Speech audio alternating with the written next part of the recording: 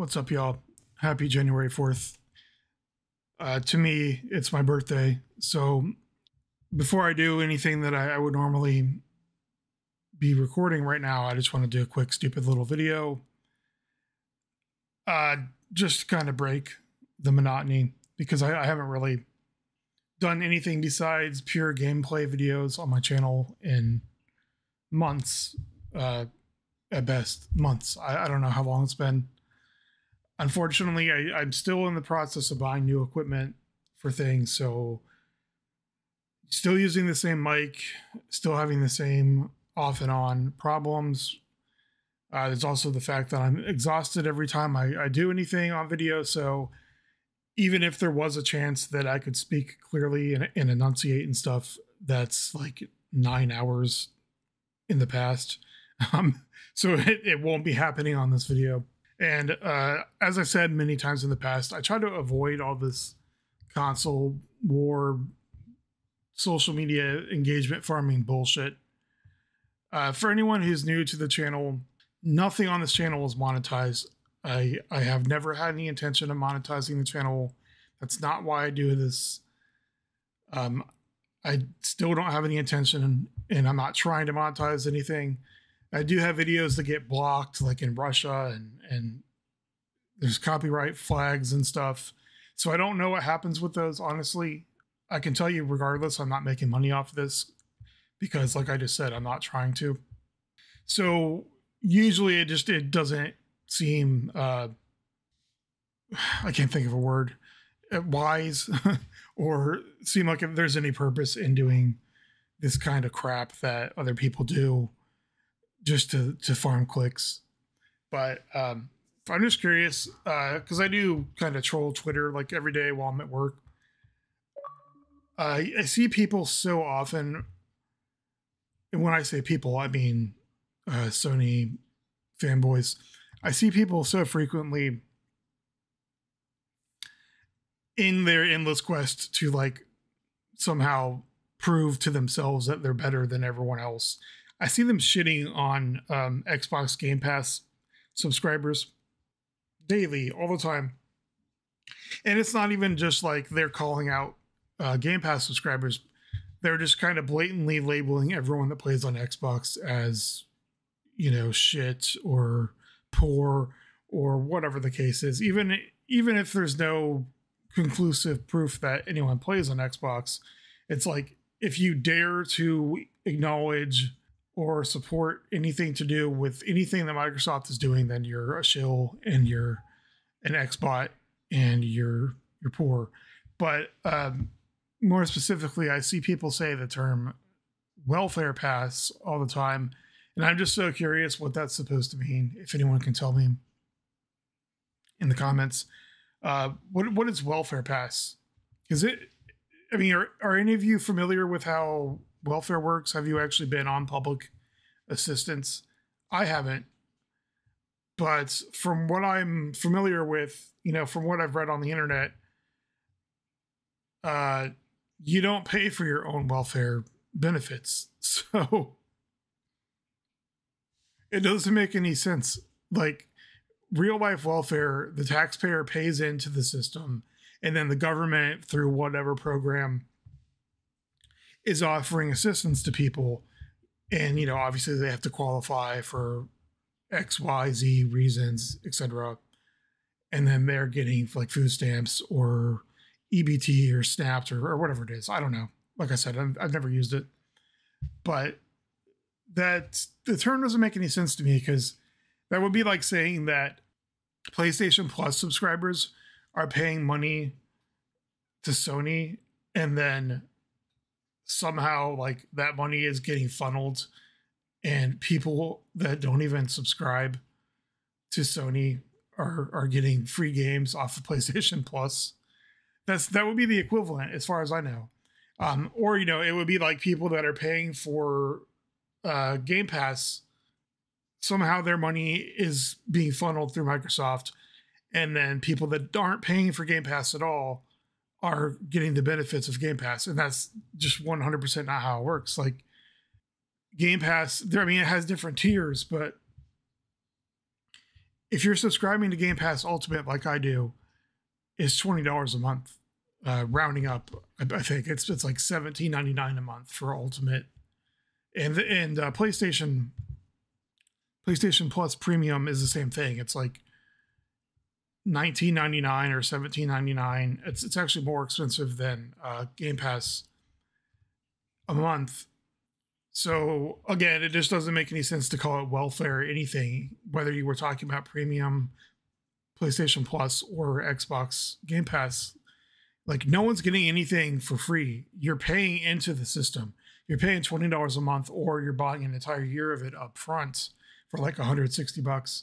Regardless, there's no welfare going on. It's not like people aren't paying money to game, as if that's somehow the line that, you know, separates like real gamers from peasants or welfare gamers or something.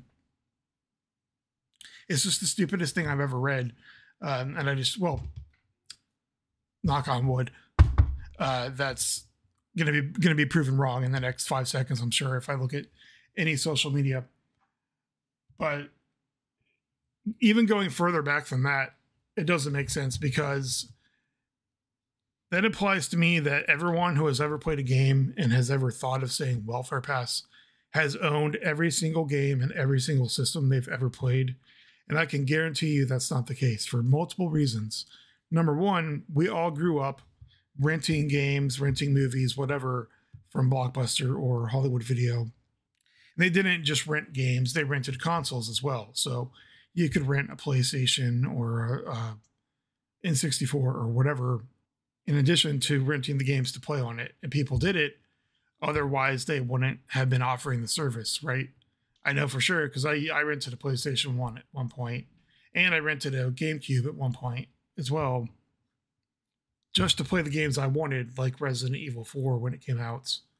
Even though I owned the game, I didn't own the system. And that's always been the case, because games have always been expensive. So it's just ludicrous to somehow like try to make this some kind of socioeconomic battle where people using Game Pass or other subscription services are poor versus the people that are willingly throwing down $70 every single time a game comes out.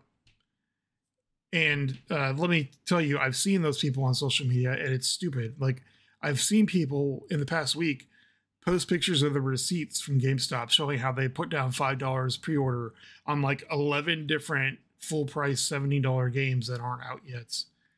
And if that's the, like, if those are the classes in the gaming class war, you've got the people that are paying subscription services versus the people that are pre-ordering every single game that comes out without having any idea if it's worth money.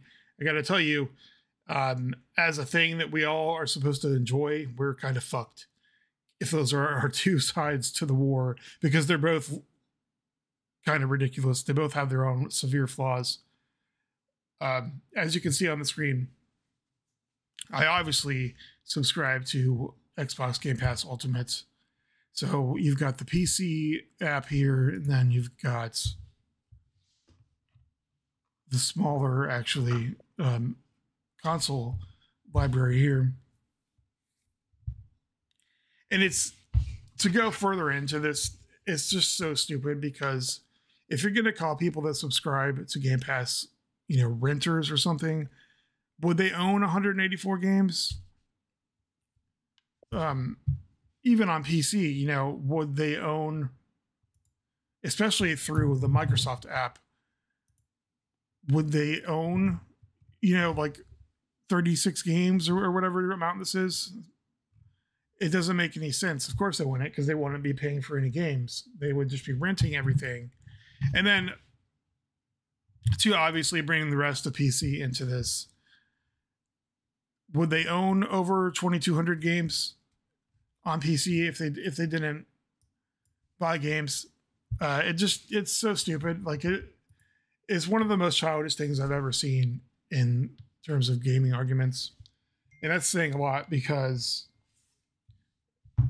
every console war, every video game argument almost for the past 30 years has been one of the most childish things that you could possibly experience.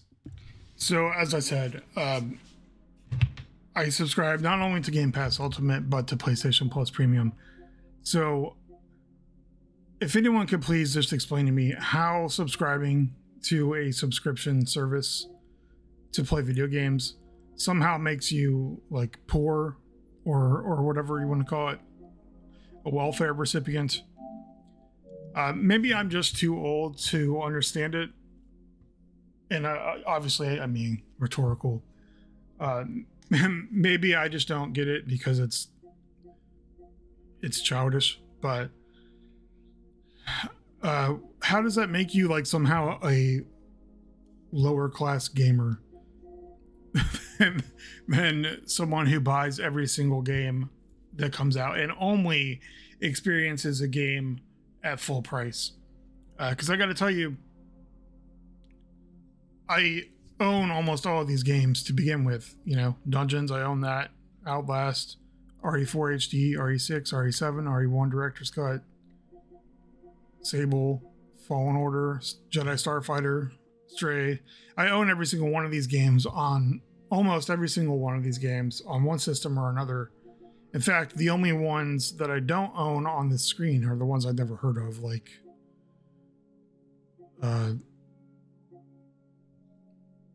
actually, that's not true. I've heard of every single one of these games. I just don't care about the 2K Sports or Resogun. I've played almost every game on this list on a different system.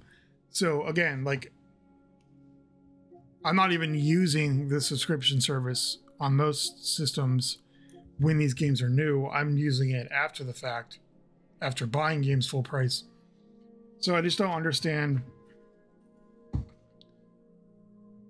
how people think this is a clever or like scathing insult to throw at people that are paying money, you know, for subscription services, especially on like PlayStation, where you have to play for PlayStation Plus to get access to all the features. It's not like that on Xbox. You don't even have to pay for Game Pass in order to get cloud saves and stuff like that. But you can see like on PlayStation Plus that you don't even get access to all this shit without, or on, I'm sorry, on PlayStation 5 without paying for premium or whatever tier. You don't even get access to everything. Like, you can't stream these games without PlayStation Plus or whatever this means, cloud, whatever that cloud controller icon is. Obviously, I know I'm probably one of the exceptions rather than the norm here when it comes to overlapping gaming subscription services and how you buy your games and things like that. Probably there's a fairly large amount of people that are only playing games that are on subscription services. And then let me backspace. I won't even say probably. I'll say for sure, because I've seen them as well. I see people all the time where they act like, you know, oh wow, this game is on Game Pass or it's on PlayStation Plus or whatever it is.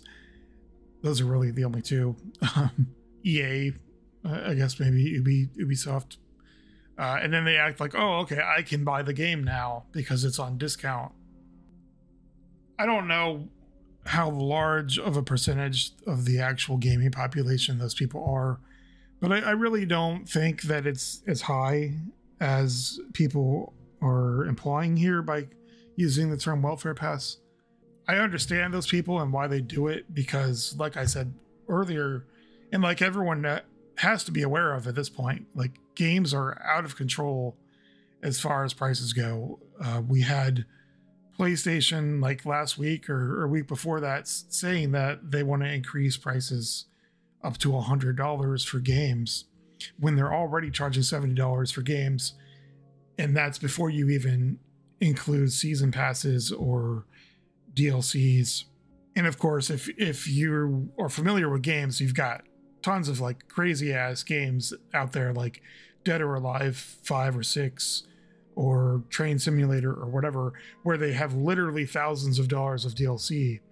So to imply that games aren't priced high enough as it is just for the base game is absolutely out of touch with reality and greedy as fuck. But on the other hand, I mean, gaming is still completely affordable even without waiting for a discount for games. Like, all you have to do is just not buy every single game that comes out. And I know that's kind of hypocritical coming from me, coming from really any like whale gamer that owns thousands of games, because obviously we're buying stuff like as soon as it comes out a lot of the time. But I really don't think that applies to everyone that's using subscription services. I'm sure, like me, you've got a lot of different types of gamers that are using subscription services for multiple different reasons. Like, you know, there's the fact that you're not paying for the game, so you can play the game and see if you like it. And then in the event that you do like it, usually if it's on one of these services like Plus or Game Pass, then it's going to have a 20% discount or something like that. And then you can buy the game cheaper than full price. Or you're just going to use it as a demo. And then if you don't like the game, then you're just going to say, well, you know, whatever, I beat the whole game. I didn't have to pay for the game. I think some people are just kind of, they don't really have well-defined preferences, so they just play whatever's on these services. And then also there's, of course, the possibility that they find a game they like, and so they decide to buy it. But regardless, I still don't think that there's a very large portion of the gamer population who's just using these services because they literally can't afford to game. I mean, because that doesn't make sense. Like, you're still throwing down a several $100 investment to play any games anywhere. It doesn't matter what it is. Switch is still $300. Well, it may be like $250 now. PlayStation and Xbox are both still at least $300 or $400. And again, that's assuming that the holiday discounts are still active. I just got my Series X like 2 weeks ago, and it was $400. And there was a better deal even than that, because there was one that came with Diablo 4, and I didn't bother to see if it was in stock. So again, I mean, it's not like people are blowing all their money on the system up front and then they never have money again to buy a game. So ultimately, in the end, I really don't get the whole welfare pass, like class war implication of what these people are doing on social media. So if anyone has any insight that I haven't covered, that I'm clearly missing, like, please let me know, because there's not going to be any more to this video. I'm just going to shut up and go back to doing something constructive. All right, peace, everybody.